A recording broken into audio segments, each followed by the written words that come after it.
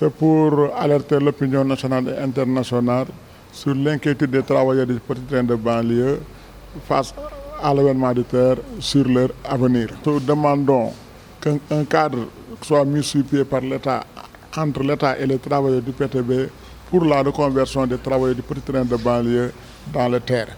Comme l'a si bien dit le chef de l'État lors de la rencontre avec les centrales syndicales le 1er mai. De ce fait, le président avait bel et bien dit que les travailleurs du PTB, à majorité jeunes, peuvent être après formation réintégrer le terre. Pour cela, il a même bien dit que, comme il avait fait avec les travailleurs de l'aéroport Léopold Senghor au niveau de l'AIBD, il a les moyens de faire cette pression-là pour que les travailleurs soient repris dans les terres. De même, le président de la République, après avoir félicité les travailleurs du PTB, il a bien dit que le PTB a fini sa mission, c'est aux terres d'assurer la continuité. De même aussi, il a bien dit que ce mode de transport qu'effectue le PTB n'est pas digne pour un pays qui veut émerger. Ce qui nous a surpris, la direction générale du PTB, vraiment à ce profit de l'occasion, a profité pour pouvoir passer un projet au niveau du conseil d'administration qui consiste à redéployer les activités du PTB à l'intérieur du pays.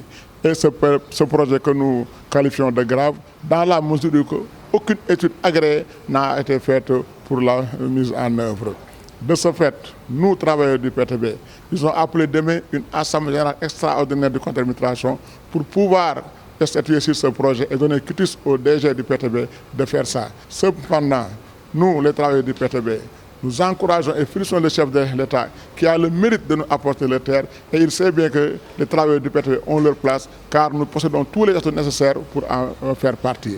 Nous n'acceptons pas encore une fois de plus d'aller vers une entreprise qui est vouée à l'échec, ce que nous n'acceptons pas ça. Ça, ils le font uniquement pour sauvegarder leurs intérêts crypto-personnels et ça ne passera pas. C'est l'exemple de Transrail est là.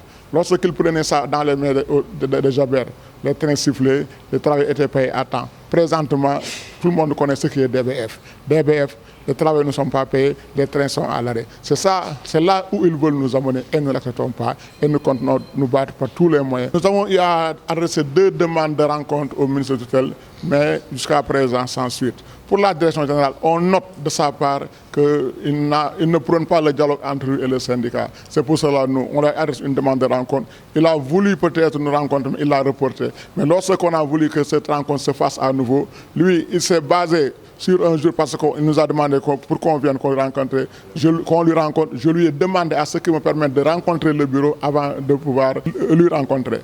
Depuis lors, il a jugé nécessaire de ne plus nous recevoir. Mais ça ne nous surprend pas. Depuis qu'ils sont là, ils ignorent complètement le syndicat.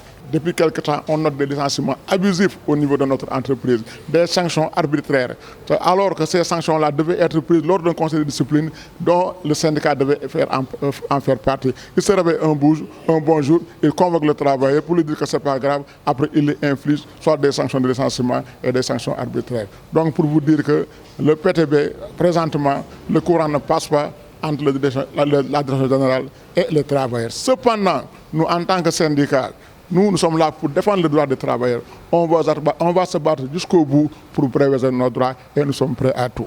Pour l'AGE, on a bien dit que si toutefois que cette mesure passe demain et adoptée au niveau de l'Assemblée, dès lundi prochain, nous comptons quand même déposer un préavis de grève pour montrer qu'on ne va pas baisser les bras, Inch'Allah.